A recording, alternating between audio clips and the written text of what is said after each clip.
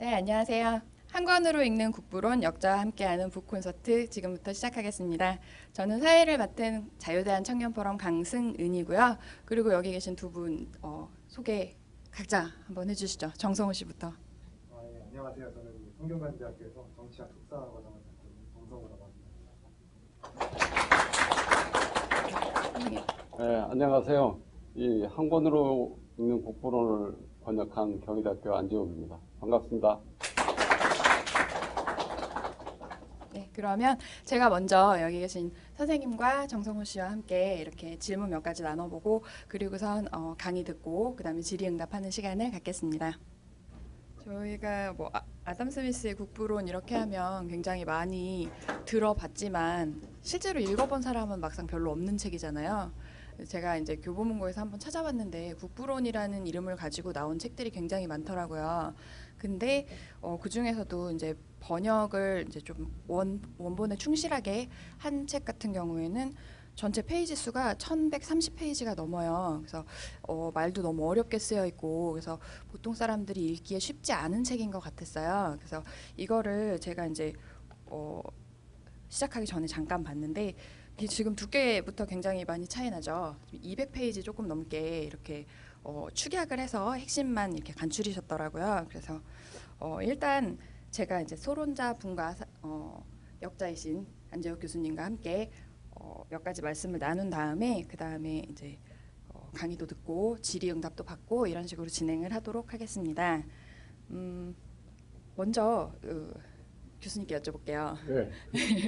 이 책을 굉장히 어려운 책으로 알고 있고 이제 또 영어 자체가 고대어로 쓰여졌다고 그러더라고요. 그래서 굉장히 번역하시는 것 자체가 굉장히 쉽지 않으셨을 것 같은데 어떻게 이 책을 번역하게 되셨는지.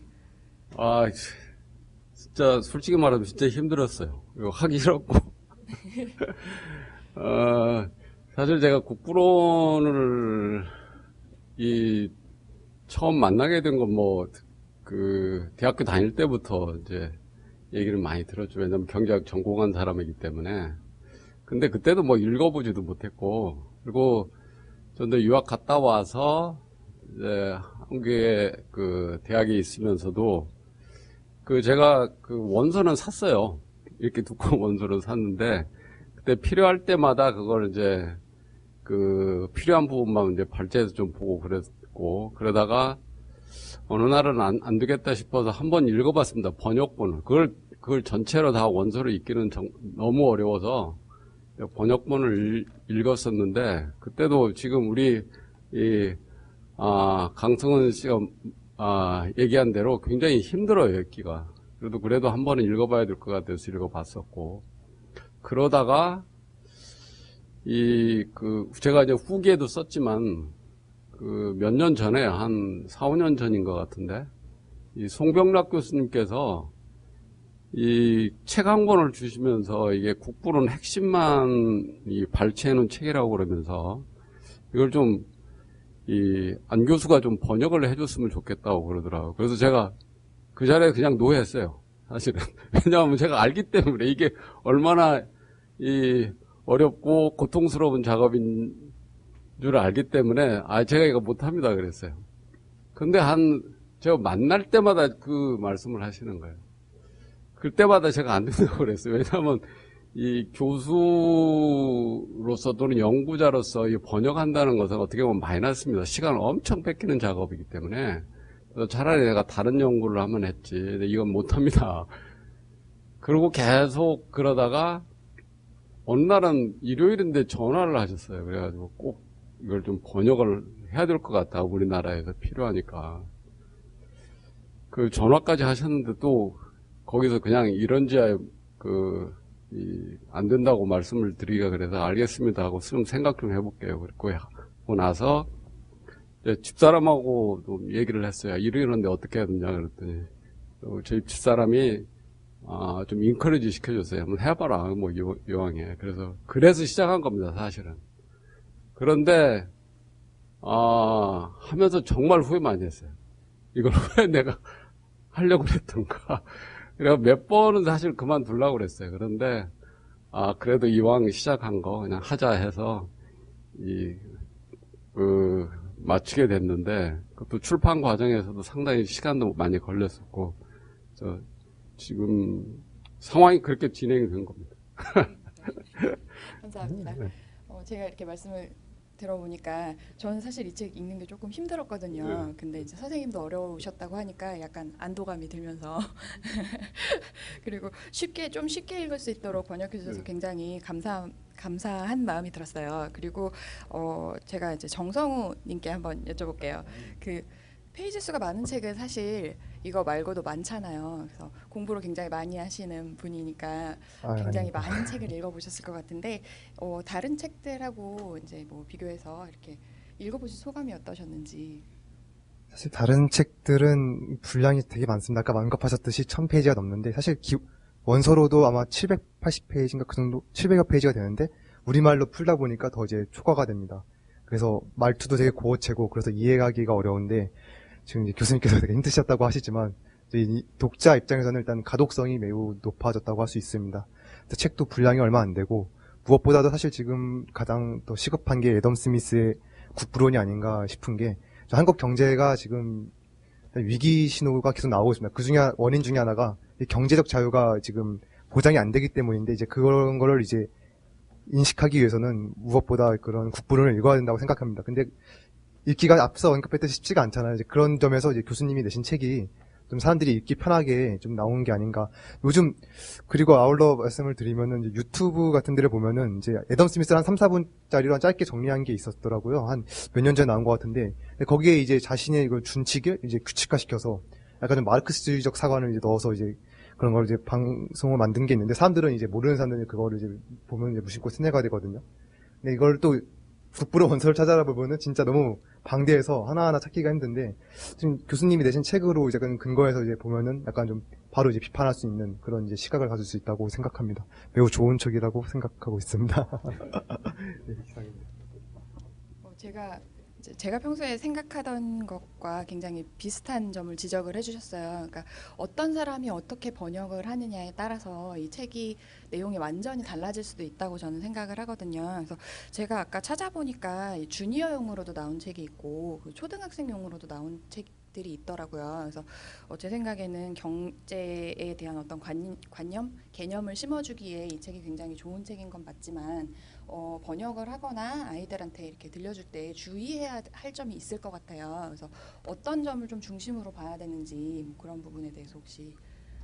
예, 지금 우리 정성우 씨가 말씀하신 대로 이 국부론 원본을 읽어보면 지금 시중에서 지금 얘기하는 거하고는 많이 달라요. 내가 이따 아마 강의 시간에 잠깐 얘기할지도 모르겠어요. 그래서 이것을 국부론의 일부만 이렇게 딱 인용을 해가지고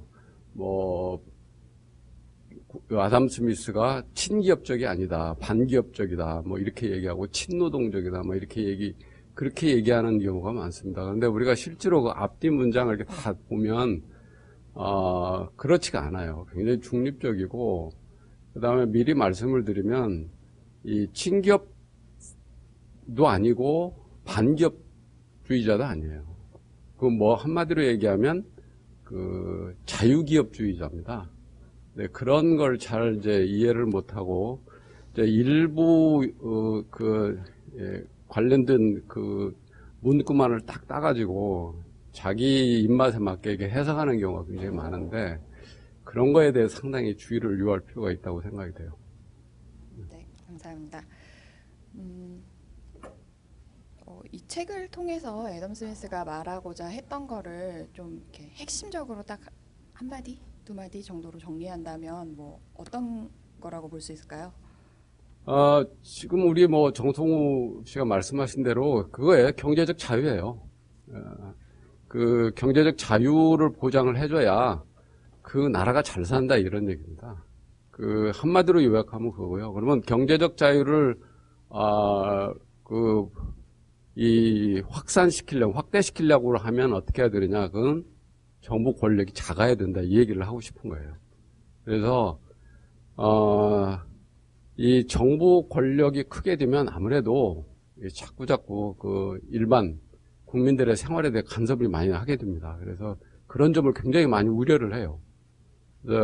그런 점을 놓치고 아까 조금 전에도 말씀드린 것처럼 일부 이 구절만 보고 해석을 하면 왜곡된 해석이 많이 나오게 되어 있어요. 하여간 전체적으로 얘기하고 싶은 것은 경제적 자유고 그것을 실현시킬 수 있는 구체적인 방안은 뭐냐. 그래서 정보 권력이 작아야 된다. 이 얘기입니다. 네, 감사합니다. 이번에는 정성호 씨한테 한번 여쭤볼게요.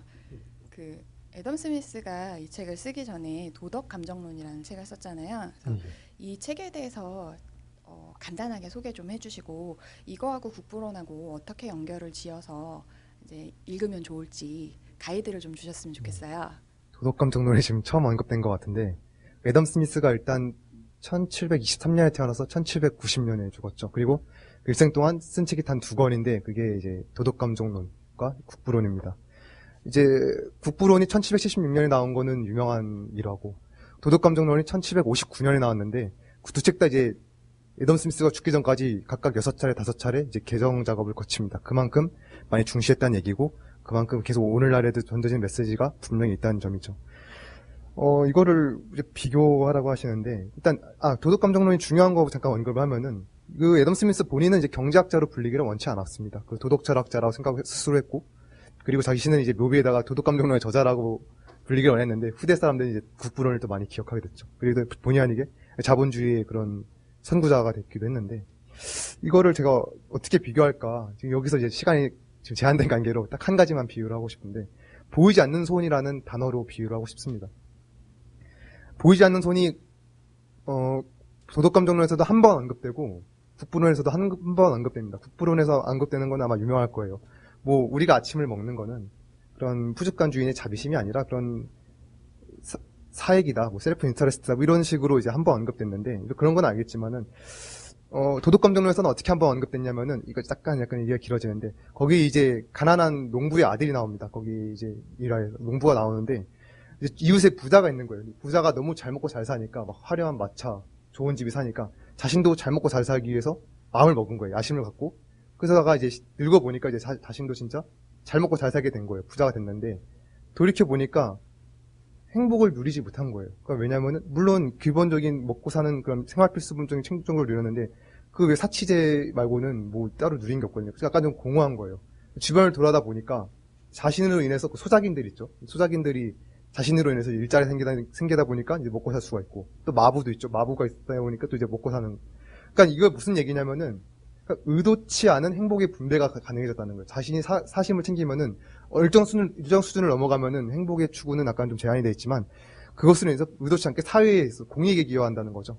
그런 점에서 보이지 않는 손을 같이 엮어봐야 되지 않나. 그리고 이제 약간 좀 첨언을 하면은 하나님이라는 단어가 계속 많이 나오는데 이거는 이제 단순히 기독교적으로 보면 안 되고 약간 좀 이신론적인 관계로 봐야 됩니다. 그러니까 좀 말이 좀 어려워졌는데 그 창조를 한 거죠. 조물주가 창조를 한 거를 전제로 하는 거예요. 대신에 이제 기독교처럼 무슨 뭐 섭리사적인 거는 약간 배제를 하고, 그러니까 비유하면 이거 시계를 만든 건 시계공인데 시계를 뭐 1시간, 2시간을 맞추는 건 그 시계공이 맞추는 게 아니잖아요. 저절로 돌아가지는 것처럼 그런 만류 인류의 법칙 같은 거 그런 것을 이제 보이지 않는 손에 빗대어서 만든 것이다. 이제 그것을 이제 도덕감정론과 그런 이제 국부론과 같이 봐야 된다라고 저는 이제 생각하고 있습니다. 예, 이상입니다.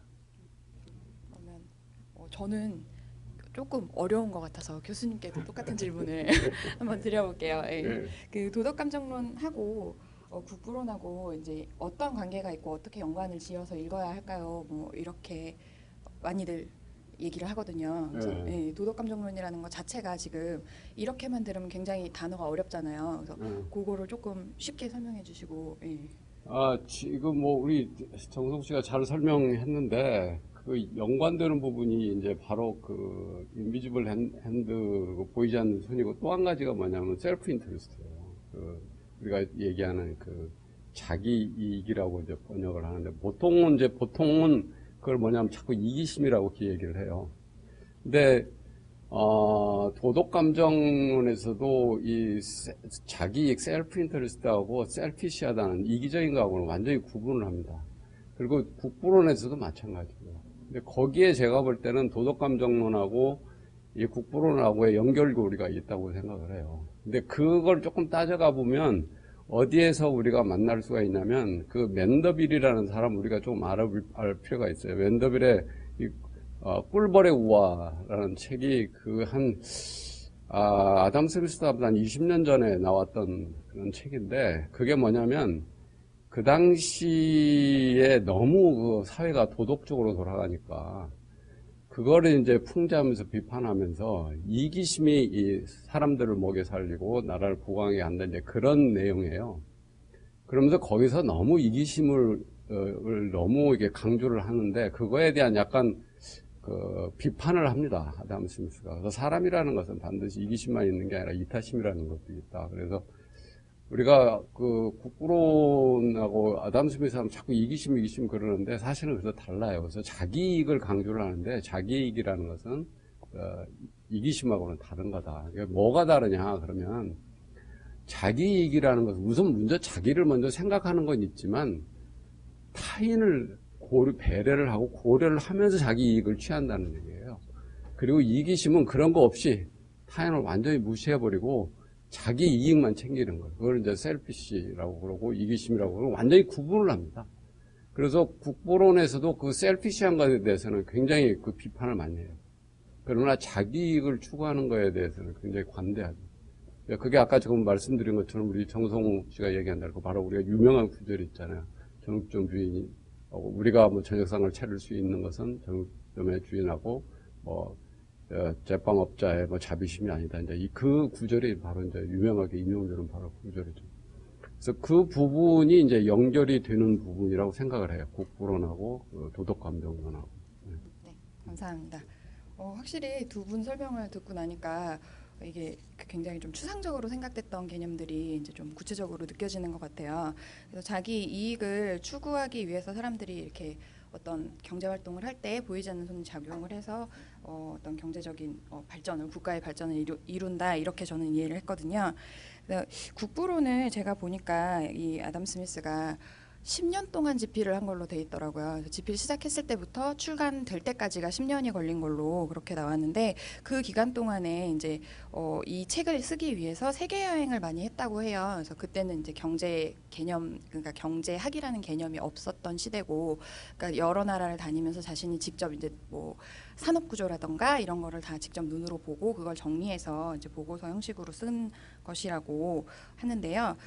그러면 그 나라들을 봤을 때 이제 다양한 나라들이 있었을 거잖아요. 경제적으로 뭐 잘 사는 나라도 있었을 거고 못 사는 나라도 있었을 거고, 그 여러 나라의 그 경제 상태라던가 산업 구조가 굉장히 달랐을 것 같은데, 그 이유를 찾은 것이 이 책이라고 그렇게 들었습니다. 근데 그 본질은 무엇인가요? 라는 질문이 들어와서 그렇게 여쭤볼게요. 예.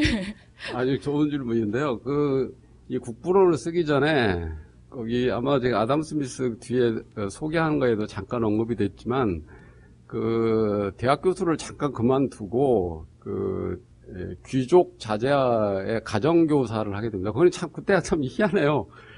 교수하다가 개인 가정교사를 한다는 것이. 그래서 아마 그 당시에는 그런 것들이 상당히 일반적이지 않았나, 이제 이런 생각도 많이 드는데, 그 자제를 데리고 유럽 전역을 막 돌아다녀요. 그리고 거기 많이 갔던 데가 이제 프랑스하고 스위스, 오스트리아 이제 이쪽이죠. 이쪽을 돌아다니면서 거기에서 이제 많은 사람들을 또 만나죠. 거기서 유명한 그때 지식인 중에서 볼테도 만나고, 그 다음에 또 거기 국부론에도 언급이 됐지만 거기 이제 케네라는 중농주의 학파 이런 사람들하고 같이 얘기를 하고 이제 그럽니다. 그런데 그렇게 다니면서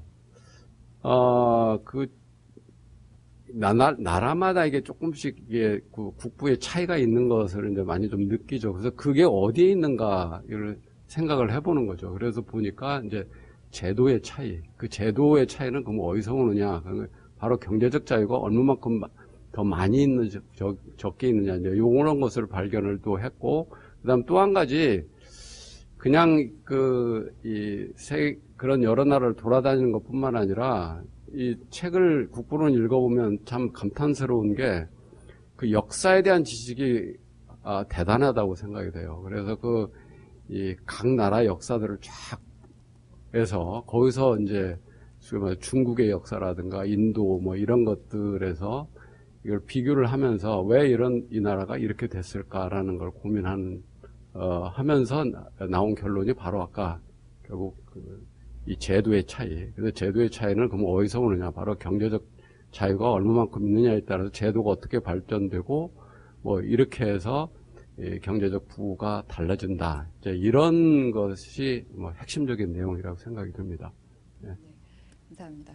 그 말씀을 듣고 나니까 이제 경제가 단순히 경제 하나만 가지고 이해를 할 수 있는 게 아니라 역사에 대한 지식도 좀 있어야 되고 통찰력도 있어야 되고 그렇게 해야 좀 더 이해도 하기 쉽고 본인이 경제 활동을 하는데 도움이 될 것 같다 이런 생각이 들었어요. 그래서 그러면 이제 이때가 애덤 스미스가 이 책을 썼을 때가 산업화 시기잖아요.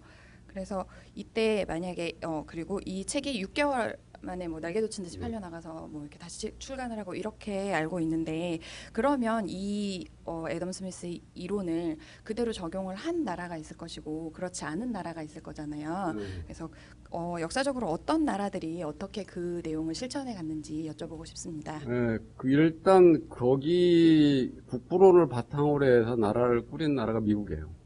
그러니까 하푼투 이제 1776년 똑같이 그때가 독립을 했고, 근데 국부론이 나온 해가 1776년이고, 그래서 미국이 대표적으로 이 국부론을 바탕으로 해서 국가의 시스템을 만든 나라입니다, 사실은. 그리고 이거에 대해서 상당히 이제 그 국부론을 보면 아담 스미스가 강조한 게 자유무역이거든요. 근데 그 유럽에서 약간 독일이 그 후발주자였어요. 그래서 그 독일이 특히 이제 리스트라는 우리가 보통 역사학파 학자라고 보통 얘기하는데 그 리스트가 아담 스미스 이론에 굉장히 그 반대를 많이 하죠.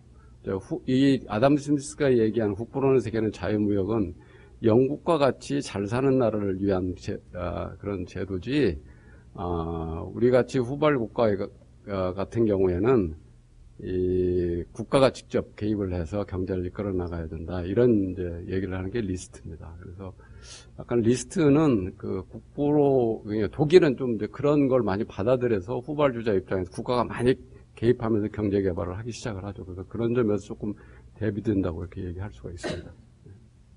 네, 감사합니다. 이번에는 정성호 씨한테 질문하겠습니다. 국부론이 쓰여진 시대가 이제 1700년대잖아요. 그리고 이제 산업화라는 개념이 없다가 산업혁명이 시작되면서 이렇게 해서 막 격동의 시기를 겪을 때 이제 나온 책이기 때문에 지금 현대 사회에다가 그대로 적용하기는 조금 무리가 있을 수도 있을 것 같아요. 그래서 지금 시점에서 보면 의미가 다를 수도 있고 이제 기술이라던가 경제 환경이 이제 개선되면서 현대적으로 해석을 좀 다시 해야 될 부분이 있을 것 같은데 그런 부분에 대해서 뭐 어떻게 생각하면 좋을까요? 사실 다르게 해석할 부분은 본질은 그대로라고 생각이 듭니다. 일단 18세기에 나온 책이지만 뭐 예를 들면은 적기조례라고 있는데 19세기 영국에서 이제 자동차 산업이 많이 발전할 때 그 마차를 이제 보호한다는 취지로 뭐 자동차를 이제 속도를 규제하고 뭐 이제 심지어 마차를 출하지 못하도록 하는 이제 그런 법안이 만들어지는 바람에 자동차 산업이 많이 위축됐습니다. 그러다 보니까 이제 독일이라든지 미국에 밀렸죠. 그러니까 이거는 언제든지 적용할 수 있는 거고 우리나라 같은 경우도 뭐 도서정가제라든지 그런 차원에서 봤을 때 그런 시장의 그런 자유, 그런 개인을 억압하는 정책은 결국에는 부작용을 초래할 수밖에 없습니다. 도서정가제가 아마 몇 년 전에 나왔는데 최근에 결국에는 정부가 내놓은 방안이라는 거는 이제 판매를 촉진하기 위해서 이제 할인, 또 이런 정책을 하고 있습니다. 약간 좀 어리석다고 볼 수 있는 부분이죠. 이 부분에 대해서는. 그래서 이제 항상 적용할 수 있는 부분이고, 그래서 이제 정책을 산업 부분이나 이런 걸 봤을 때 과거나 지금이나 항상 같다고 비유를 하는 게 저는 이건 겁니다. 과거 같은 경우에는 뭐 노벨 경제학상을 탔던 분이 얘기했던 것 같은데 등대가 그 이제 활성화된 이유가 그 이제 각 부두마다 이제 배를 끌어모으기 위해서 이제 등대 설치했다고 해요. 왜냐면 배 입장에서도 이제 위험 비용을 감수해야 되니까 이제 배를 정박할 항구를 찾는데 등대가 설치되면 이제 등대 있는 쪽으로 가기가 이제 용이하잖아요. 그러니까 각 항구별로 이제 그런 값을 이제 이익을 보기 위해서 서로 이제 너도나도 경쟁하기 위해서 이제 등대가 설치된 거지 마치 뭐 정부가 이제 안전성이나 뭐 이런 과거 이제 안전사고 같은 걸 방지하기 위해서 설치한 게 아니다. 이렇게 볼 수가 있는 거고. 그리고 예를 그냥 드는 게 좀 좋을 것 같은데, 뭐 임플란트 산업 뜬금없이 나왔는데 임플란트 산업 같은 경우도 발전한 이유가 비보험이거든요, 사실은. 규제 처음에 나왔을 때 그 규제가 안 됐기 때문에 그래서 이제 의사들이 마음껏 이제 그런 것을 이제 개발할 수가 있었고 지금 우리나라가 사실 세계 1위인 걸로 알고 있어요. 이제 그런 부분에서 이제 발달할 수가 있지 않았나. 규제를 하지 않고 결국엔 자유를 최대한 부여해줘야 된다. 그런 부분에 있어서는 오늘날에도 유효하다고 저는 생각하고 있습니다. 네, 감사합니다. 제가 지금 이렇게 얘기를 들어보니까 우리나라 같은 경우에는 이제 시장의 자율성보다 이제 국가의 간섭을 조금 중요시하는 경향이 있는 것 같아요. 실제로 이제 우리나라 경제 발전이 그렇게 이루어진 부분도 굉장히 크고, 그리고 지금 보면 도서정가제도 얘기하셨고 단통법 같은 것도 있고 뭐 의료수가라든지, 그리고 뭐 대형마트 같은 거 이제 규제해서 어느 날은 못 열게 하고 이렇게 하잖아요. 근데 이제 제가 봤을 때는 그게 예를 들어 뭐 대형마트를 닫는다고 해서 그 사람들이 전통시장에 가서 소비를 한다고는 볼 수가 없거든요. 근데 사실 취지는 전통시장의 소비를 활성화하기 위해서 대형마트를 규제한다 이렇게 돼 있잖아요. 근데 이런 부분들이 약간 모순적인 것 같아요. 그리고 지금 현대사회에도 똑같이 아담 스미스의 이런 관점이 적용이 된다고 지금 말씀을 하셨잖아요. 그래서 지금 우리나라의 현실을 봤을 때 만약에 아담 스미스가 지금 이 대한민국에서 일어나고 있는 많은 규제와 반세계화적인 이런 정책들, 경제 정책들을 봤을 때 뭐 어떤 말을 하고 싶을까요? 뭐 이렇게 본인이 얘기했던 그 취지하고 굉장히 다르다 이런 얘기를 하지 않을까 싶은데 거기에 대해서 어떻게 생각하시는지. 그건 명백한 것 같아요. 더 이상 정부가 좀 개입하지 않았으면 좋겠다. 하지 말라. 아마 그런 얘기를 했을 것 같아요. 지금 우리 주변에서 보면, 너무나 많은 일이 일어나잖아요. 요새 지금 주 52시간 근무제 해라. 이게 사실 이게 말이 잘 안 되는 거잖아요. 이런 거 하고. 그 다음에 최저임금제 같은 것도 갑자기 얼마를 해라. 이렇게 하는 것들. 이런 것들이 지금 다 우리가 정말 피부로 느끼잖아요. 이게 그렇게 얼마만큼 경제가 이게 침체되고 나빠지는 것들을 우리가 이제 피부로 느끼는데, 아마 아담 스미스가 지금 살아있으면은 펄쩍펄쩍 뛰지 않았을까 이런 생각이 많이 듭니다. 네, 감사합니다. 저희 주변의 지인들 중에 벌써 그런 얘기 하는 사람들이 있더라고요. 주 52시간 근무하는 것 때문에 월 80만 원이 수입이 준다고. 그래서 이게 단순히 쉬는 시간을 늘리고 여가 시간을 늘리고 이런 문제가 아니라 경제 활동 전반적으로 다 영향을 미치게 되는 거고, 개인의 경제 활동에서 그치는 게 아니라 이제 국가적인 사회적인 이런 경제 활동 자체가 다 이제 조금씩 틀어지기 시작하는 거라고 저는 생각하거든요. 그래서 이런 부분이 조금 개선이 돼야 되지 않는가 그런 생각이 듭니다. 그러면 여기까지 이제 말씀을 잘 나눠봤는데요. 잠깐 쉬었다가 선생님 강의 듣고 그리고 네. 질의응답하는 시간 가지겠습니다. 거기서 1권이 11장으로 구성이 되어 있고 2권은 5장, 그리고 3권은 4장, 그리고 4권은 9장, 그리고 5권은 3장 이렇게 구성이 되어 있는데요. 제가 번역한 것은 이렇게 되어 있습니다.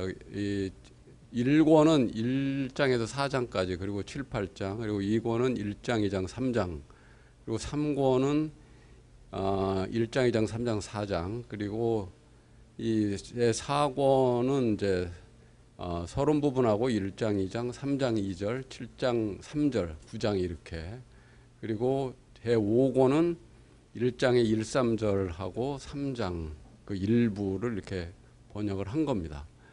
근데 여기 제가 서문에도 썼지만 이게 원본이 이제 주석 안 달고 이런 책이 있어요. 근데 주석이 단 책이 있고 그러는데 주석이 안 단 그 원본이 한 750페이지 정도 됩니다.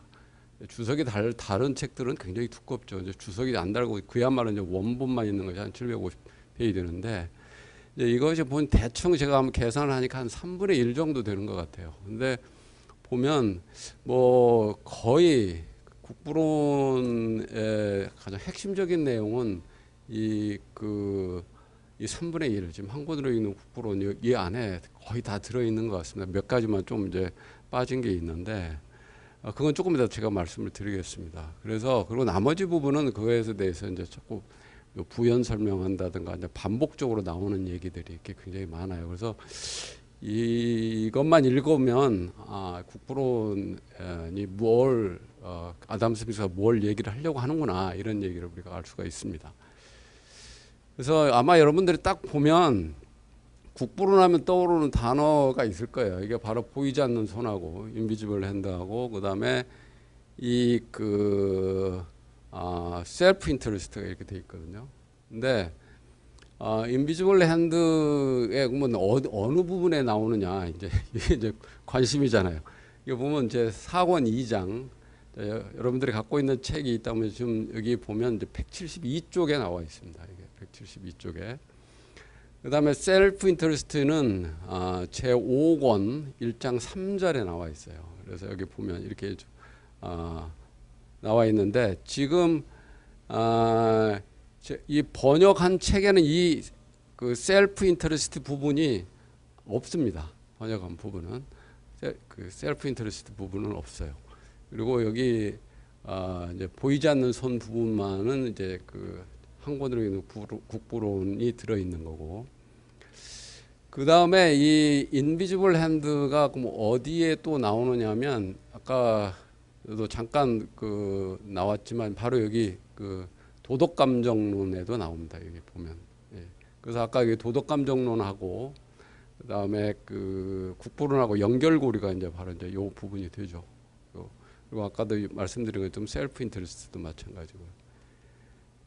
그리고 우리가 보면 셀프 인터레스트가 보면 아까 그도 나왔지만 이 셀프 인터레스트가 보면 국부론 전체에 딱 한 번 나와요.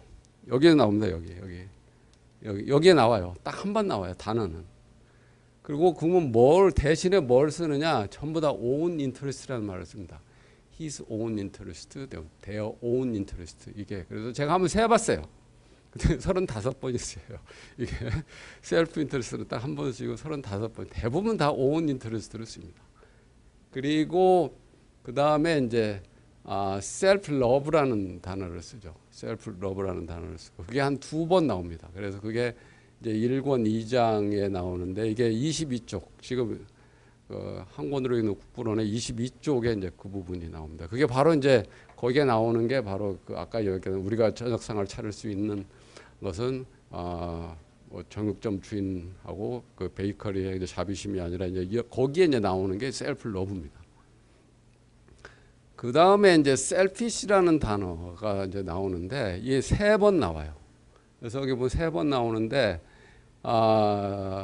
이 2권의 제 3장 지금 이게 한 권으로 있는 국부론에서는 108쪽이 되겠고 그 다음에 또 한 번은 제 4권 9장인데 여기 이제 그 책에는 번역이 안 돼 있는 부분이고 그 다음에 번역이 돼 있는 부분 제 5권 3장에 이제 259쪽에 나와 있습니다. 셀피시. 그런데 여기를 보면 이 셀피시에 대해서는 굉장히 비판적이에요. 이걸 보게 되면 그래서 우리가 셀프 인터레스트하고 셀피시하고는 굉장히 구분을 하고 있습니다. 그래서 이게 아까도 제가 말씀을 드린 것처럼 자기 이익, 셀프 인터레스트 또는 오운 인터레스트라는 말은 타인과의 관계를 고려할 때 내가 이익을 보려고 하면 남한테 잘해줘야 됩니다. 잘해줘야 돼요. 그래야 이제 자기가 이익을 얻는다는 거지. 그러니까 쉽게 얘기하면 사기쳐가지고는 도저히 내가 이익을 얻을 수 없다는 거예요. 사기치고 이러는 건 셀피시지만 그러나 정말로 내가 이익을 되려고 그러면 남한테 이익이 되게끔 해야 내가 이익이 된다는 얘기거든요. 그게 셀프 인터레스트고 오운 인터레스트 개념입니다. 그래서 셀피시하고는 완전히 구분을 해요. 그래서 결국 요하고 연결을 시켜서 얘기를 하고 싶은 게 뭐냐면 이기심, 사람들이 기본적으로 갖고 있는 이기심 이런 것을 막을 수 있는 방도가 뭐냐. 그것을 고민을 했고 그것을 제시를 한 겁니다. 그래서 이 아담 스미스가 갖고 있던 그 관심사는 이거 같아요. 사람들이 각자 자기 이익을 추구하면서 살아가도 사회적인 해악이 발생하지 않는 그런 평화로운 인간관계가 형성되는 사회 또는 국가 그 형태가 뭐냐 이거에 굉장히 고민을 많이 했던 거예요. 그래서 이제 나와서 얘기하는 게 바로 이게 정의의 법이라는 얘기가 나오는 거죠. 그래서 그 얘기는 뭐냐면 정의라는 건 뭐냐 남의 피해가 가지 않는 것, 다시 말하면 생명이라든가 남의 생명이라든가 신체라든가 재산 등에 대해서 해를 가하지 않는 것, 이런 것들이 정의로운 거고 이런 것을 방지하는 법이 정의로운 법이다 이렇게 얘기를 하는 겁니다. 그래서 이거에 의해서 이제 그 정부의 역할을 강조를 하죠. 그래서 정부의 역할을 뭐 여러분들 잘 아시다시피 세 가지로 얘기합니다. 차로 국방, 외적으로 침입, 그래서 국민들의 생명과 재산을 보호하게 하는 거. 그 다음에 두 번째가 이제 치안. 또는 다른 게 치안, 다른 사람 구성원들 간에서 국내에서 이 소위 말해서 셀피시한 것 때문에 사람들이 자기 이익만을 위해서 자기 그 이기심만을 위해 남한테 해를 가할 수 있잖아요. 재산을 뭐 탈취한다든가 뭐 이렇게 사기를 친다든가 이제 그런 것을 하지 않게끔 그런 거에 대한 보호를 해줘야 된다 하는 것이 그게 그 정부의 역할이라는 것입니다. 만약 이런 것들이 없다고 그러면은 사람들은 남을 해치려고 할 수도 있다. 그러니까 이런 것들을 이 정부가 해야 된다는 거. 그다음에 또 한 가지는 이제 공공사업 같은 것은 정부가 해야 된다. 이런 얘기가 있어요. 그래서 정부의 역할을 이 세 가지로 얘기를 하죠. 그러니까 거기에서는 이제 그 당시에는 이제 입헌 군주국에서 국왕이 있고 그러기 때문에 국왕의 역할이라고 얘기를 해요. 근데 그게 바로 이제 정부의 역할이죠. 그래서 국부론 핵심 내용을 이렇게 정리를 하면 제가 볼 때는 한 12가지가 있는 것 같아요. 그래서 가장 중요한 것, 첫 번째가 뭐냐면 한 국가의 부는 연간 노동 생산물이다. 이 얘기입니다. 그래서 이건 이제 이게 바로 이제 서론 부분에 나오는 얘기거든요. 국부론은 서론 부분에 나오는 얘기인데 이게 오늘날의 그 용어로 얘기를 하면 GDP 개념이에요. 그래서 여기서 GDP 개념이 처음 나온 거예요. 그 전에는 그러니까 아담 스미스가 이 개념을 얘기하기 전에는 이제 주로 이제 중상주의 견해가 이제 굉장히 그 파퓰러할 때 그럴 때인데 그때는 주로 무슨 생각을 했냐면 국가의 부는 화폐, 그때 당시 화폐는 금, 은이거든요. 금과 은이 많으면은 부자다 이렇게 생각을 한 거예요. 근데 아담 스미스는 그렇지 않다. 국가의 부는 그 한 해 동안에 그 나라 국민들의 생산한 최종 생산물에 있는 거지. 그 돈, 그 금덩어리, 금속덩어리 많아봤자 소용없다라는 얘기입니다. 그게 중요하다는 얘기입니다. 굉장히 그러니까 혁신적인 거죠. 이제 혁신적인 것입니다. 그래서 그 오늘날로 얘기를 하면 이제 그래서 이제 이걸 바탕으로 해서 이제 GDP 개념이라든가 이런 것이 이제 나오게 된 배경이라고 생각이 됩니다. 그 다음에 이제 그래서 노동 생산물이 이제 중요한데 노동 생산물이 증가할 수 있는 방법 그게 바로 이제 생산성을 증가시켜야 되는데 그게 분업이라는 얘기입니다. 분업이라는 얘기고 그 다음에 이제 교환이라는 것은 서로 상호 이익이다. 상호 이익이다. 이런 것이 이제 핵심적인 거고 그래서 서로 교환을 하는 것 서로 이익을 보기 때문에 교환을 하는 거지. 그 손해를 보기 위해서 교환을 하는 게 아니다. 그래서 교환 활동이 많으면 많을수록 그만큼 서로 이익 보는 사람이 많기 때문에 그만큼 경제가 사람들이 잘 살게 되고 경제가 성장하게 된다. 이제 그게 나중에 이제 뭘로 연결이 되느냐면 이제 자유무역하고도 이제 연결이 되죠. 자유무역을 하는 것이 국가 간에 개인 간의 교환도 서로 이익이지만 국가 간에도 서로 교환을 많이 하면 할수록 서로 이익이다 이렇게 얘기하는 하는 겁니다. 그래서 자유무역하고 연결이 되는 거고 그 다음에 교환은 이제 분업을 통한 사회적 협동을 얘기를 합니다. 사회적 협동. 여러분 아마 여기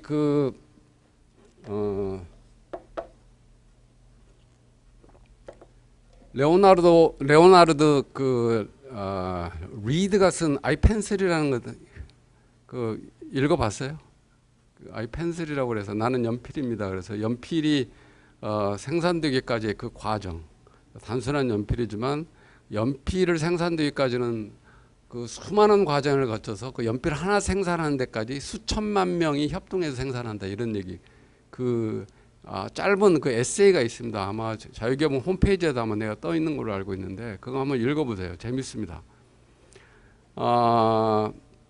그게 이제 그 연필을 만들기 위해서 쉽게 얘기하면 이제 벌목을 해야 되죠. 이제 벌목군이 그냥 단순히 벌목하는 게 아니라 도끼자루를 갖고 있는데 도끼는 철광석으로 만들어서 그 철광석 캐는 데서 사람이 있어야 되고 그 다음에 뭐 밧줄도 필요하고 그 다음에 거기 벌목하는데 그 사람이 먹고 이제 해야 되기 때문에 그 농부에 가 만들어낸 이 밀이라든가 목수 이런 거 다 연관이 되고 그 다음에 그 벌목한 나무를 또 이제 공장까지 운반하려고 뭐 기차로 운반해야 되냐 배로 운반하느냐 뭐 이런 거기에 관련돼 있는 거. 그 다음에 또 공장까지 와서는 연필을 만드는 기계 그건 누가 만들었느냐 또 다른 사람이 만들었다 이거죠. 그래서 그 다음에 그 연필하면 책을 칠해야 되고 그 과정을 보면 연필 단순히 한자로 있긴 하지만 그것이 만들어지기까지는 거기 수백만 명 또는 수천만 명 이런 사람들의 노력, 협동이 돼서 이게 만들어진 거다. 이제 그게 바로 이제 리드의 아이 펜슬이라고 유명한 에세이예요. 그래서 그게 바로 이게 우리는 서로 사회적 협동을 하면서 살아간다 사람들이 이제 그 얘기를 하는 건데 그것의 기본 아이디어가 여기 있습니다. 여기 있어요. 그게 언제냐면 제 1권 1장에 아마 그 보면 있어요. 제 한 권으로 있는 국부론에 거기 보면 제 1권 제 1장을 보면 거기 뒷부분쯤에 나옵니다. 그 다음에 이제 이게 이제 그 다음에 나오는 게 뭐냐면 이제 수요와 공급에 따라 시장 과정. 우리가 이제 경제학에서 이제 가장 기본적으로 배우는 게 경제원에서 배우는 게 수요와 공급 곡선 해가지고 배우는 게죠. 그 아이디어가 여기 있습니다. 그래서 여기에 나와요. 이게 나중에 이제 마샬이 이걸 좀 이제 그 발전을 시켜서 그래프로 만들고 그리고 뭐 수식으로 만들고 이제 이렇게 되는 거죠. 근데 그 아이디어가 여기 있습니다. 그 다음에 경제 성장에는 자본 축적이 필요하다 이렇게 하는 겁니다. 자본 축적이. 자본 축적이 있어야 그걸로 해서 더 많은 사람들의 노동을 고용을 하게 되고 그렇게 되면 자연히 경제가 성장한다. 그래서 자본 축적을 굉장히 중요하게 됩니다. 그런 면에서 여기서 원래는 이 아담 스미스는 국부론에 대해서 이때까지만 해도 자본주의라는 말은 없어요. 자본주의라는 말이 없습니다. 우리가 아담 스미스를 자본주의 시장경제처자는 그런 말 하나도 안 써요. 나중에 그 사람들이 만들어낸 말인데, 근데 나오게 된 동기가 여기에 있다는 거죠. 경제 성장에는 자본 축적이 필요하다. 자본이 굉장히 중요하다는 걸 강조를 하기 때문에 그렇죠. 근데 이것을 이제 나중에 이제 칼 막스는 이제 이걸 자본주의 시스템이다 이렇게 이제 용어를 붙이기도 하는데 결국 이제 여기에서 나온 거죠. 그 다음에 이제 사익 추구가 사회 이익이 된다. 이제 이 얘기는 아까도 얘기를 했죠. 사람들이 서로 자기 이익을 추구하는데 남을 해치지 않는 범위 내에서 바로 항상 그게 들어갑니다. 그게 들어가요. 그 조건이 달라요. 남이 해치지 않는 범위 내에서 사람들이 사익을 추구하는 것은 전체 사회적인 이익이 된다. 근데 그런 걸 이제 빼놓고 얘기를 하면 안 되고요. 그렇게 되는 거고. 그다음에 아까 얘기한 대로 자유무역 얘기했고, 그다음에 자유의 중요성을 굉장히 강조를 하고, 그다음에 재산권의 중요성입니다. 재산권의 중요성이 이제 제 3권에 이제 제 3장에 딱 나오는데, 결국 이거는 도시의 발달로부터 시작해요. 도시의 발달로 시작을 해서 도시가 발달하면서 거기서 재산이 생기는 사람이 있고, 그러다 보니까 그 당시에는 이제 주로 이제 아무래도 이제 국왕이라든가 영주의 억압을 많이 받는데, 이런 사람들이 독립을 하기 시작을 합니다. 그래서 자유인이 돼요. 그래서 나중에 세력을 형성이 돼요. 결국. 그래서 그래갖고 나중에 그게 소위 말해서 나중에 조금 시간이 흐르는데 부르주아 계급을 형성하는 게 시민 계급을 형성하게 되는 거죠. 계기가. 그래서 그게 바로 먼저 재산이라는 거예요. 그래서 재산권 중요성하고, 그리고 그것을 잘 보호를 해야, 잘 보호를 해줘야 그 사회가 발전한다는 얘기가 이제 쭉 나오는 게 바로 이제 제 3권 3장에 번역서에도 아마 쭉 그 과정을 읽어보면 거기 나오게 있습니다. 그다음에 자유경쟁의 중요성입니다. 자유경쟁의 중요성. 바로 이제 이 부분인데, 경쟁의 중요성을 얘기하는 게 제 1권 10장인가가 나와요. 10장인가가 나오는데 거의 끝부분에 이제 자유경쟁에 대해서 굉장히 중요성을 강조를 합니다. 그래서 경쟁을 하게 되면 거기에는 이제 은행 갖고 이제 설명을 하는데 은행들이 자기 고객들한테 다른 사람한테 고객을 뺏기지 않기 위해서 고객들한테 서비스를 잘 할 수밖에 없다. 이렇게 그 얘기가 나오는 거죠. 그래서 자유경쟁이 굉장히 중요한 거고, 그래서 그래서 여기에 이제 경쟁 개념이 하고 이제 바로 우리가 항상 동전의 양면처럼 생각하는 게 이제 독점인데, 그러면 이제 자유경쟁이라는 게 뭐냐? 바로 독점이 하지 않는 걸 경쟁이라고 그러는데, 그러면 독점이 뭐냐? 특권을 주는 거예요. 특권을. 정부가 또는 국왕이 일부 그 사업자 또는 기업에 이런 사람들한테 너만 이 사업을 해 이렇게 해서 특권을 주는 것을 이 아담 스미스는 그 독점이라고 그랬습니다. 그래서 그것이 없는 것이 경쟁이에요. 근데 이 개념이 굉장히 중요합니다, 사실은. 왜냐하면 이것이 제가 그 후기에도 썼지만 이게 나중에 왜곡이 돼요. 이것이 나중에 왜곡이 됩니다. 뭘로 왜곡이 되느냐면 소위 말해서 신고전학파라고 그래가지고 그 꾸르노라는 사람이 이제 이게 자꾸 경제학이 발달하다가 이제 수학하는 사람이 들어옵니다. 그래서 이거를 수학적으로 어떻게 좀 경제학을 좀 쉽게 이렇게 풀어보려고 하다 보니까 가정을 자꾸 많이 둬요. 그래갖고 완전 경쟁 모형이라는 걸 만들어요. 그게 편하거든요. 그래서 그 완전 경쟁 모형을 만들어내는 거예요. 그래서 그럼 완전 경쟁 모형의 첫 번째 조건이 뭐냐면 생산자와 소비자가 많아야 된다는 거예요. 일단 무수히 많아야 된다고 얘기하는 거예요. 그러니까 거기에서 그 개념이 이제 어떻게 잘못 들어가느냐면 무조건 기업이라든가 이런 게 많아야만 경쟁적이다 이런 게 생각이 돼버리는 거예요.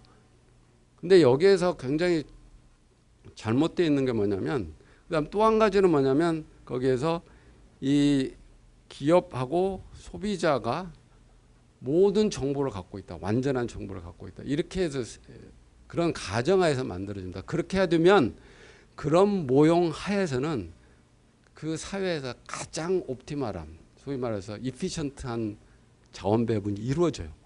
근데 그건 그 모형 하에서만 그렇습니다. 근데 사실은 그렇지 않잖아요. 현실은. 우리가 경제학은 물리학이 아닙니다. 일단 첫 번째 뭐가 문제냐면 누구도 현실 세계에서는 완전한 정보를 갖고 있질 않아요. 그리고 만약에 완전한 정보를 갖고 있다고 한다면 사람들 모든 경제 활동은 그냥 원타임에 다 끝나버립니다. 더 이상 할 게 없어요. 아는데 뭐 합니까? 예? 더 이상 진전이 안 되는 거예요. 다 알아버리기 때문에. 한번 딱 해버리고 말아요. 그래서 이 얘기는 무슨 얘기냐면 그 경쟁이라는 것을 어떤 상태로 표시를 한 거예요. 그 신고전학파에서는. 그래서 사람들이 많아야만 경쟁이다 이렇게 해가지고 그 상태를 표시한 거예요. 그러나 우리가 실질적으로 경쟁이라는 그런 게 아니고 과정입니다. 뭐예요? 남보다 나아지려고 하는 거예요. 그러잖아요. 쟤보다 나아져야 되겠다고 하는 거예요. 스포츠에서 경쟁하고 똑같아요. 기업의 경쟁이라는 거예요. 저 기업보다도 내가 소비자한테 더 만족스러운 제품을 만들어야 되겠다. 이게 경쟁이거든요. 스포츠에서 누구잖아요. 똑같잖아요. 김연아가 아사오 다마보다는 내가 더 잘해야 되겠다라는 게 그거잖아요. 똑같습니다. 똑같은 거예요. 그 과정이에요. 근데 그것을 다 빼고 그것만 제일 나중에 그 상태로만 자꾸 생각을 하다 보니까 거기서부터 오해가 생기는 거예요. 근데 그 이전에는 사실 경쟁이라는 것은 과정으로 봤습니다. 그러니까 쉽게 얘기하면 정부가 특권을 주지 않으면 기업가들에 간의 경쟁에 의해서 소비자의 후생이 올라간다 이거예요. 좋은 제품도 만들어지고 서비스 질도 좋아지고. 이제 그 얘기를 하는 겁니다. 국부론에서는. 그래서 자유경쟁이 굉장히 중요하다는 얘기고. 그 다음에 이제 기초 교육이 굉장히 중요하다고 얘기를 합니다. 거의 끝부분에도 이제 그 얘기가 많이 나오는데, 그 당시에 이제 국민들이 거기서 이제 여기 재밌는 게 뭐냐면 분업을 굉장히 많이 강조하고, 분업이 잘 된 사회가 이제 결국 노동 생산성이 증가를 하고 그 경제가 성장하다고 얘기를 하는데, 분업의 단점을 얘기를 해요. 여기서 그때 어떤 문제가 있냐면 너무 한 사람들이 자꾸 똑같은 일만 이렇게 반복하다 보니까 이 전반적인 이 사회에서 우리가 필요한 그런 지식을 얻지 못하는 경우가 많다. 너무 특히 못 사는 집 아이들 같은 경우에 잘 사는 집 아이들 같은 경우 부모가 이제 교육을 시키지만 그렇지 않을 경우 자기 삶에 생활하기 위해서 그 일을 계속 할 수밖에 없는 사람은 거기에 그렇게 매몰되고 집중할 수밖에 없기 때문에 다른 필요한 사회생활을 하는데 필요한 지식을 얻을 수가 없다. 그래서 그런 것들은 사회 전체적으로 그런 사람들이 많아지게 되면 사회가 좀 불안정해질 수 있기 때문에 사회의 안정과 발전을 위해서는 보편적인 교육, 필요한 교육, 이런 기초 교육이 필요하다. 그것을 그러면 누가 해야 되느냐? 그건 정부가 해야 된다. 이렇게 얘기를 하는 겁니다. 그래서 아마 책을 보시면 이해를 하실 거고. 그래서 제가 추려본 중에서는 바로 이제 한 12가지가 국부론에서 이 아담 스미스가 얘기하고자 하는 게 아닌가 이렇게 생각이 되고요. 그 다음에 아까 이제 경쟁에 관계되는 얘기인데 바로 이 부분이 많은 사람들이 아담 스미스에 대해서 오해를 해요. 아까 제가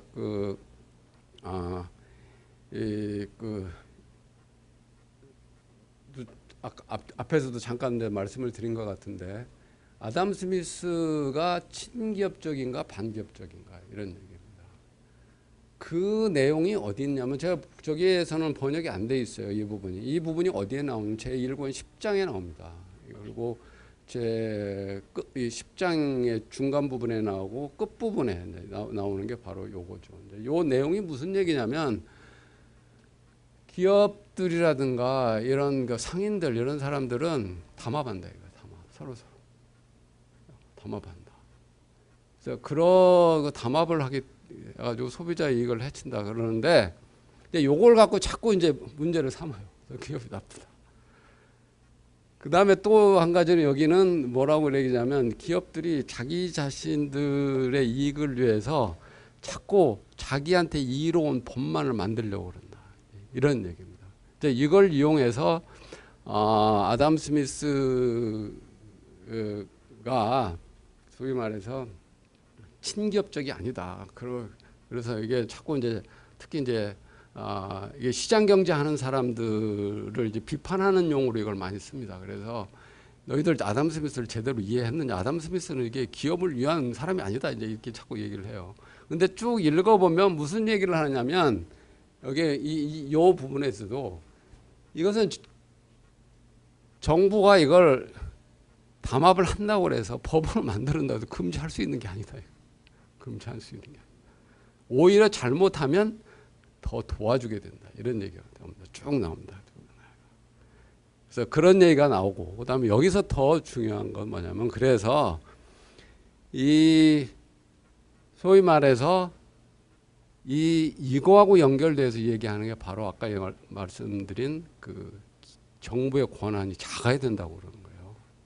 왜냐하면 셀피시하기 때문에 정부 권한을 이용해서 자꾸 자기한테 이로운 법을 만들려고 하는 이건 그 원인이 거기 있다는 거예요. 그래서 그걸 이해를 해야 됩니다. 그래서 우리가 사실 이걸 보면서 이 구조를 보면서 기업 입장에서는 하는 사람들은 좀 당황스러울 수가 있어요. 사실은 내가 알기로는 국부로는 이게 기업을 위한 건 그런데 그게 아닌 것 같다 이렇게 얘기를 하는 거예요. 근데 그게 아닙니다. 아담 스미스는 뭐냐면 그래서 전체적으로 보면 이 상인이라든가 고용자들보다는 상대적으로 노동자들한테 대해서 굉장히 동정심을 많이 보여. 전체적으로 쭉 보면 그렇습니다. 이제 이걸 보고 자꾸 이 아담 스미스를 친노주의자다 이렇게 또 얘기하는 사람이 자꾸 얘기를 하는데 그게 아니에요.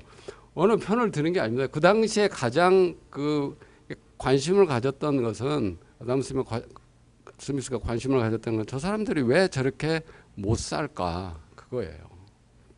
그러니까 그거에 대해서 당연히 관심을 갖고 동정심을 보내는 건 맞는 얘기입니다. 그런데 그 원인이 어디냐? 자꾸 이 소위 말해 지금 현재 있는 기업들이 자기들 위주로 해서 어떤 제도를 자꾸 자기를 위한 법들을 만든다 이거죠. 그게 안 된다는 거예요. 그게 바로 특혜고 특권을 준다는 얘기죠. 그걸 하지 말으라는 얘기예요. 그러지 않으면 자연스럽게 서로 자기 이익들을 위해서 하게 되면 서로 이익을 보게 되고 사회 전체가 이익을 본다 이 얘기를 하는 겁니다. 그래서 아담 스미스는 이 친기업적이 아닙니다. 그리고 그렇다고 반기업적인 것도 아니에요. 그건 뭐냐? 이 자유기업주의예요. 자유기업하고 여러분 자유기업주의하고 친기업하고는 다릅니다. 뭐냐면 친기업주의는 현재 기존에 존재하고 있는 기업들을 위한 것이 친기업적인 거예요. 자유기업은 뭐냐면 자유롭게 기업들이 들고 나가게 하는 그런 얘기를 하는 겁니다. 그러니까 프리 컴피티션이에요. 자유 경쟁. 그 얘기를 하는 겁니다. 그래서 우리가 이 친기업하고 비즈니스 프렌들리하고 그다음에 소위 말해서 엔트로프레너십 얘기하는 거 이거하고는 좀 일종의 프리 마켓이죠. 그러니까 어떤 엔트리 베어리어라든가 진입 장벽이라든가 특허를 주지 말라는 얘기예요. 그 얘기를 하는 겁니다. 그 얘기를 하는 거죠. 자유기업주의라는 거예요. 그래서 아까 그 자유경쟁하고 연결시켜서 얘기하는 것이 스미스는 자유와 경쟁 시장이 부를 확산하는 가장 좋은 방법이라고 하는데 이것이 가난한 사람한테도 가장 좋은 방법이다 이 얘기입니다. 그리고 이 정치인들하고 이 사업가들은 서로 바로 이 경쟁과 자유를 줄이려고 자꾸 노력한다는 거예요. 이걸 하지 말아야 돼요. 이걸 저지시켜야 된다고 얘기를 하는 게 아담 스미스입니다. 그리고 그것이 그래서 이제 자꾸 그런 작은 정부를 주장하는 이유도 바로 여기 있어요. 정부가 자꾸 권한을 많이 갖고 있으면 그걸 이용하려고 하는 사람이 자꾸 생긴다는 거죠. 그게 생긴다. 그 다음에 이제 여기에서 재밌는 게 뭐냐면 임금 상승은 경제 성장에 달려 있다 이렇게 얘기하는데 이게 제1권 8장에 나오는 얘기입니다. 그래서 지금 그 번역서에 보면 49쪽부터 이렇게 쭉 읽어보시면 바로 여기가 나와요. 그 임금, 노동자들의 임금 소득이 높아지기 위해서는 경제가 성장을 해야 된다. 뭐 아까 얘기했는데 경제가 성장하려면 어떻게 해야 되느냐? 자본 축적이 있어야 된다는 얘기예요. 그래서 거기에서 우리가 지금 우리 사회에서 자꾸 자본가하고 뭐 노동자하고 이렇게 자꾸 분리해서 생각하는 그렇지 않다는 겁니다. 이게 서로 그렇게 자본가가 자본 축적을 하고 그걸로 해서 투자를 해서 경제가 성장을 해야 그 이익이 노동자들의 임금도 상승하게 된다 이런 얘기죠. 그래서 이 얘기가 쭉 나오고 그래서 요새 여러분들이 한번 생각해야 될 게 뭐냐면 우리가 자꾸 소득주도 성장이라고 그러는데 소득주도 성장이라는 것을 다른 얘기하면 이게 원래는 인컴 레드 그로스예요. 그게 쉽게 말하면 임금 주도 성장이에요. 임금 올려서 성장시킨다는 거예요. 완전히 거꾸로 된 얘기거든요. 이게 소득주도 성장은 이치에 맞지 않습니다. 소위 말해서 인과관계가 완전히 전도되는 얘기예요. 임금을 올리게 되면 결국 우리가 보기에는 사람들의 소득이 올라가서 그걸로 해서 소비가 증가를 해서 뭐 이렇게 경제가 성장하는 것처럼 보이는데 임금에는 뭐가 있어요? 물론 받는 사람한테는 소득이지만 기업한테는 비용입니다. 그렇잖아요. 비용이잖아요. 임금 올리면 기업 활동이 떨어질 수밖에 없어요. 그런 것이 그냥 임금 주도 성장이라고 하면 눈에 팍 들어오니까 이걸 살짝 바꿔서 소득 주도 성장이라고 말을 바꿔버린 거죠. 그러니까 이게 소득 주도 성장이라는 것은 논리적이지도 않고 이치에 맞지가 않습니다. 그러니까 지금 이게 제가 늘 하는 얘기가 그렇죠. 경제는 어떤 감정하고 자기 생각대로 돌아가는 게 아니에요. 이거 원리가 있습니다. 원리에 맞지를 않아요. 그래서 정말 그 노동자들 일반 국민들의 소득을 높이고 싶으면 경제를 성장시키게 해야 돼요. 그 다음 퀘스천이 뭐냐면 왜 우리 이 나라의 경제가 왜 이렇게 성장하지 않는가? 그 부분에 이제 자꾸 초점을 두고 그걸 개선하려고 노력을 해야 되죠. 근데 지금까지 제가 연구한 바에 하면 지금 너무 그 규제라든가 이런 것들이 많아서 경제 활동이 잘 안 되고 있는 거예요. 활발하게 이루어지지 않고 있다는 거죠. 그래서 그걸 해결해 주면 자연히 소득도 올라가게 된다 이런 얘기죠. 그래서 이런 것들을 아마 좀 주의 깊게 보면서 그 책을 읽으면 좀 도움이 되지 않을까 이렇게 생각이 듭니다. 제가 질문지 들어온 거 제가 그냥 그대로 읽을게요. 자, 첫 번째 질문입니다. 사람은 누구나 돈을 번 만큼 쓸 수 있잖아요. 애덤 스미스가 말한 것도 생산하는 만큼 소득이 생기고 그만큼 소비할 수 있다는 얘기인데요. 순환하는 원리라고 생각됩니다. 이 원리를 뒤집어서 먼저 소비를 하면 생산이 일어나서 소득이 발생할 수 있다고 보는 사람들이 있는데요. 그런 주장에 애덤 스미스도 동의하는 내용일까요? 그런 현상이 실제로 현실화될 수 있는 것인가요? 예, 이 질문은 이렇게 요약이 될 수 있을 것 같아요. 생산이 먼저냐, 소비가 먼저냐. 근데 기본적으로, 아담 스미스 이래로 고전학파까지는 생산이 중요하다고 얘기를 하는 겁니다. 그래서 생산을 먼저 해야 그걸 가지고 자기가 그렇게 해야 소득이 생기면 그걸로 이제 소비를 할 수 있다는 얘기고, 그 다음에 이것이 언제 어디 와서 이제 좀 많이 바뀌느냐면, 케인즈에 와서 바뀌어요. 쉽게 얘기하면은 그 유효 수요라고 얘기를 하는데, 수요가, 그 당시에는 워낙 이제 그 대공황 때라고 그래가지고, 경기가 안 좋으니까, 그래서 사람들이 이제 수요가 있어야, 그 다음에 경제도 또, 이 기업도 생산을 하게 되고, 그래서 이제, 성장을 하게 된다, 이렇게 얘기를 하는데, 그것대로 보면은 약간 논리적인 것 같은데, 그건 아주 스페셜 케이스입니다. 아주. 그런 아주 특수한 케이스일 경우에만, 그 케인즈 자체도 사실은 이 자기 얘기는 일반 이론이라고 했지만 아주 스페셜한 케이스, 대공황과 같이 공황이 아주 심해졌을 경우에만 적용할 수 있는 거라고 생각을 했어요, 사실은. 근데 그게 이제 완전히 하나의 그 거시경제학으로 자리 잡으면서 이게 총수요, 소비가 중요하다고 자꾸 얘기를 하는데, 그렇게 될 경우에 이제 아담 스미스가 줄고 주장하는 거로 돌아오면 자꾸 소비가 많아지면 자본 축적이 안 됩니다. 왜냐하면 자본 축적의 가장 기본은 저축에서부터 나오거든요. 그래서 저축이 있어야 자본 축적이 되고 그것이 결국에 투자로 이어져서 생산이 되어서 사람 소득이 증가하게 되는 거다. 이렇게 얘기를 하는 거죠. 그래서 이제 그것과 관련해서 많이 오해를 하고 있는 부분이 또 한 가지가 있습니다. 그게 뭐냐면 세이의 법칙이라고 있습니다. 그게 세이의 법칙을 아마 경제학 조금 하시는 분들은 아마 다 이해를 하실 건데 그게 뭐냐면 공급은 스스로 수요를 창출한다. 이것이 이제 바로 세이의 법칙이라고 얘기를 하는데 그 세이의 법칙을 비판하면서 나온 게 케인즈의 일반 이론이에요. 그런데 세이는 그렇게 얘기를 하지는 않았습니다. 이게 쉽게 하면 케인즈는 세이의 법칙을 약간 왜곡해서 너무 왜곡해서 그걸 썼는데 왜곡했던 이유가 있어요. 왜냐하면 거기는 이제 그 에그리게이션 전부 전체 막 이게 통틀어 이렇게 보려고 보니까 중간중간 다 잘라버리고 얘기를 하다 보니까 이제 그런 얘기가 벌었는데 그 세이가 얘기하는 건 뭐냐면 에이제의 수요, 에이제의 수요는 미제의 공급에 달려있다. 이렇게 얘기하는 거예요. 그러니까는 쉽게 하면 내가 뭘 생산해서 벌어서 그 돈 갖고 다른 재화를 소비할 수 있다. 이 얘기를 하는 게 세이의 법칙입니다. 근데 그거를 완전히 이제 엉뚱하게 이제,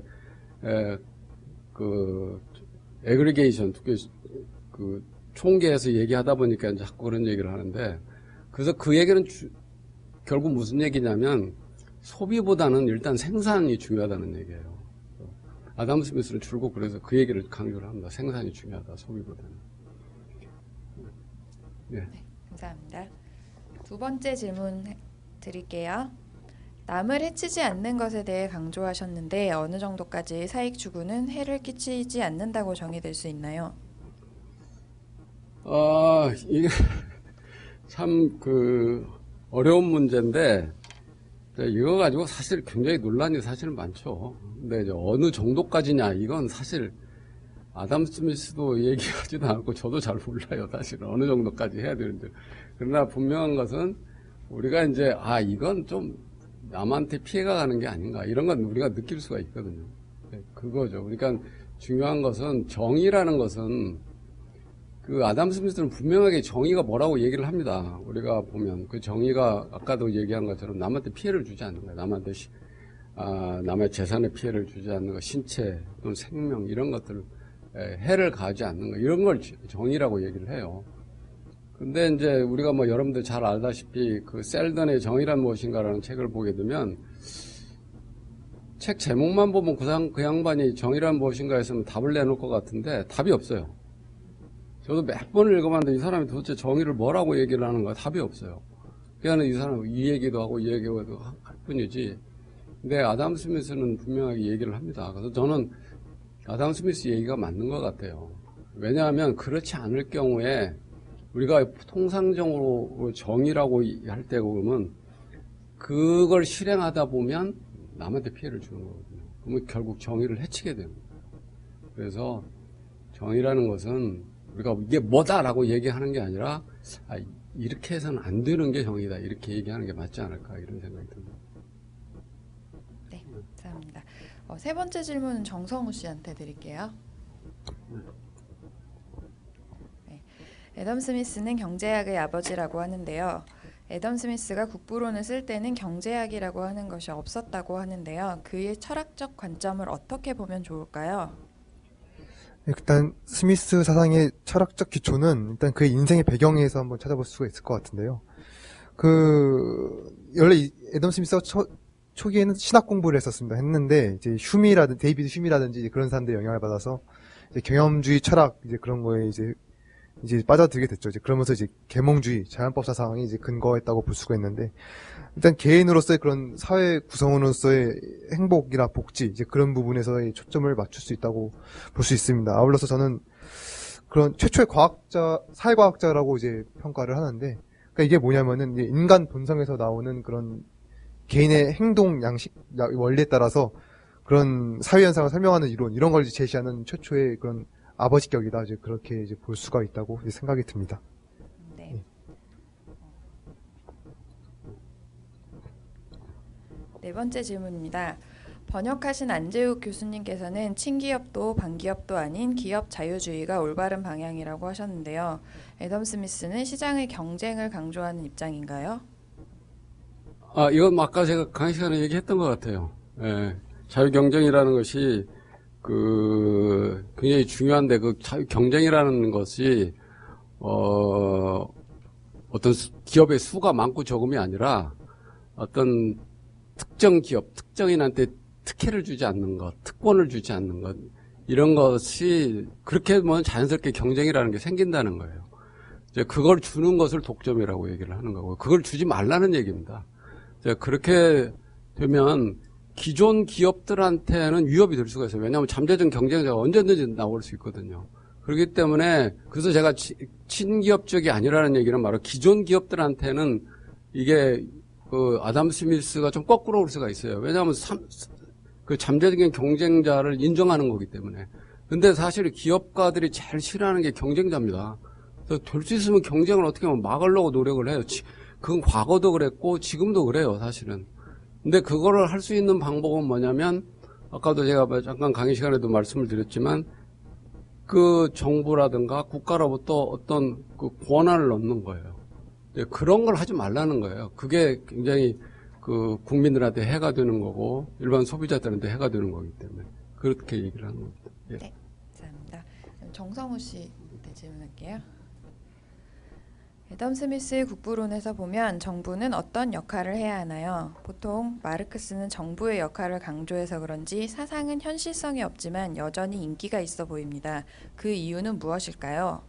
네, 둘로 나눠서 대답을 해야 될 것 같습니다. 일단 정부의 역할이라고 하면은 앞서 제가 언급드린 것 중에 뭐 사회 그런 뭐 신흥 자본가들을 비판했다 이렇게 그런 부분 발표체를 해서 이제 왜곡하시는 분들이 계신데 그게 이제 이런 거거든요. 정부라든지 그런 소수 집단이 그렇게 이제 자기들의 입맛에 맞게 모든 법률적인 그런 압박을 가함으로써 이제 이유는 그런 독과점적인 거죠. 이제 그런 걸 취하는 거.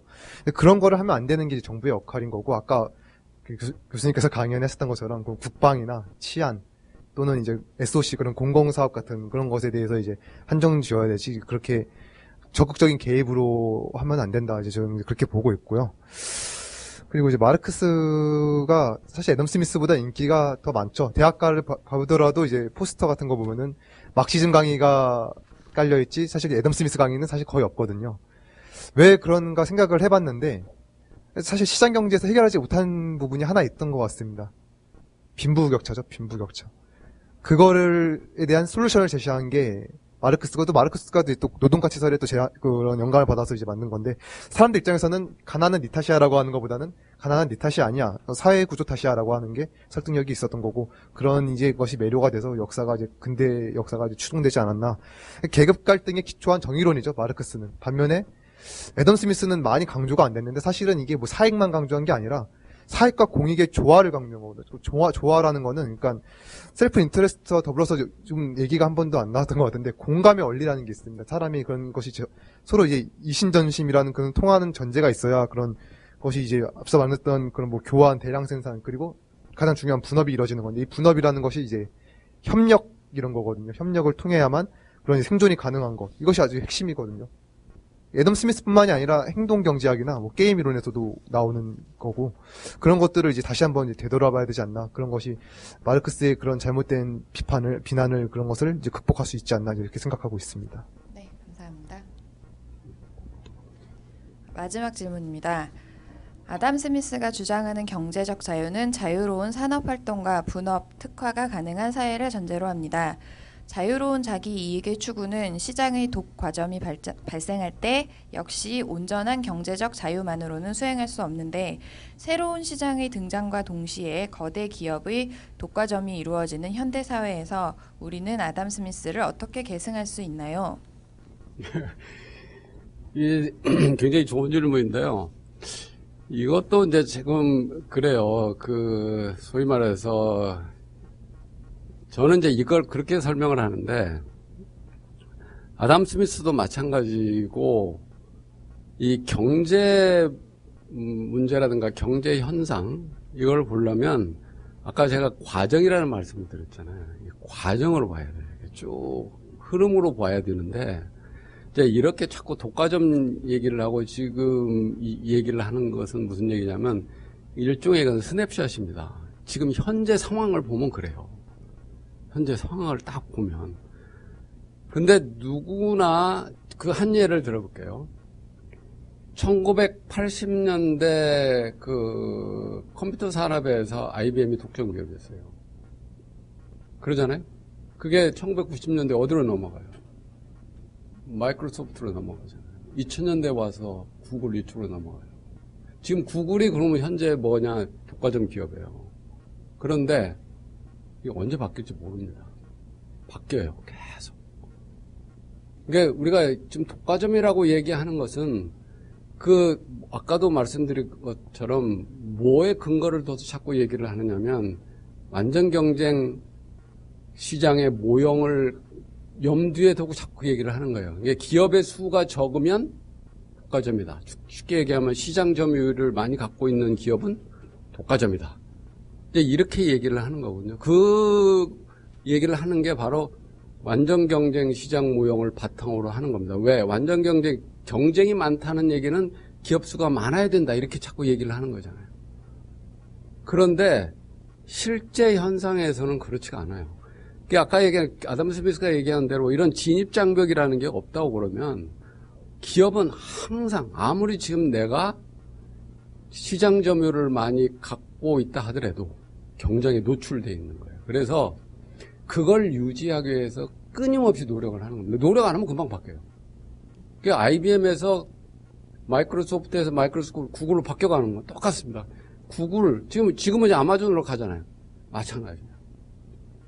이게 아마존도 언젠가는 또 누군가한테 바뀐다는 거예요. 그러니까는 이것이 그래서 그것을 유지하기 위해서 계속 노력을 하는 거예요. 기업들은 그냥 아무것도 아니고 독과점 누리고 있는 것처럼 보이지만 그렇지 않다는 거예요.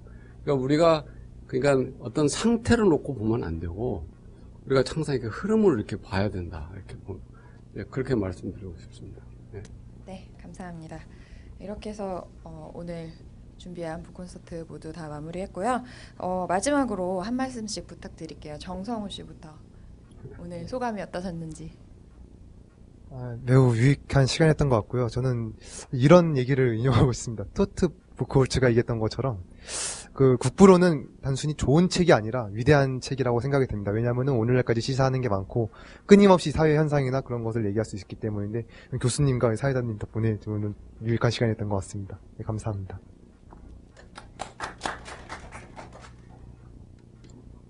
예, 제가 참 고통스럽게 이 책을 번역은 했지만, 우리나라 지금 현실에서, 제가 여러 장소에서도 말씀을 많이 드렸지만, 우리나라 사람들이 자유의 중요성을 잘 모르는 것 같아요. 자유의 중요성을. 그 이유를 저는 우리가 그 자유를 우리가 어떤 투쟁을 해서 얻은 게 아니고 그냥 어떨결에 그냥 공짜로 얻어가지고 이 중요성을 잘 모르는 것 같아요. 그래서 저는 아담 스미스 국부론을 좀 통해서 이 자유의 중요성이 자유가 얼마나 중요한지 이런 것들을 우리 국민들이 좀 알았으면 좋겠습니다. 결국에 각국의 역사를 보면 그 나라의 자유가 얼마만큼 있느냐 그 정도에 따라 국가 발전 정도가 다르거든요. 그래서 지금 우리가 지금 경제가 굉장히 침체가 되고 성장 동력이 떨어지고 있는 가장 큰 이유가 지금 이 정부뿐만 아니라 계속 그래 왔어요. 1987년부터 저는 그게 보이던데 조금씩 계속 이렇게 사람들의 자유, 특히 경제적 자유가 계속 줄어들고 있는 현상.